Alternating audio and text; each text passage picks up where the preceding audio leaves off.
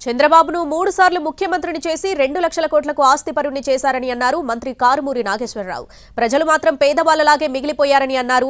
ప్రజల సొమ్మును దోచుకుని వారి నెత్తిన చేయిపెట్టాడని అన్నారు కారుమూరి. చంద్రబాబు నాయుడు మీకు రావలసిని, మీకు అందవలసిని, మీకు ఇవ్వలసిని ఏమి ఇవ్వకుండా దాచుకో, దోచుకో, పంచుకో 3 సార్లు ముఖ్యమంత్రి చేశారు. ఆయన్ని 2 లక్షల కోట్ల అధిపతిని చేశారు. మీరు మాత్రం పేదవాళ్ళు అయిపోయారు. ఇది వినాలి మీరు. చంద్రబాబు నాయుడు మాత్రం మీరు ముఖ్యమంత్రి చేసి 2 లక్షల కోట్ల అధిపతిని ఆయనే అన్నాడు ఆయన నోటితోటి. మోడీకి పెళ్ళం లేదు, నాకు పెళ్ళం ఉంది, నా కొడుకు ఉన్నాడు, నా మనవడు ఉన్నాడు, నా కోళ్ళు ఉన్నారు, 2 లక్షల కోట్ల ఆస్తి ఉంది, 2 ఎకరాలోడు. ఈ రోజుకే ఆయన పొలం 5 లక్షల ఎకరం చిత్తూరులో.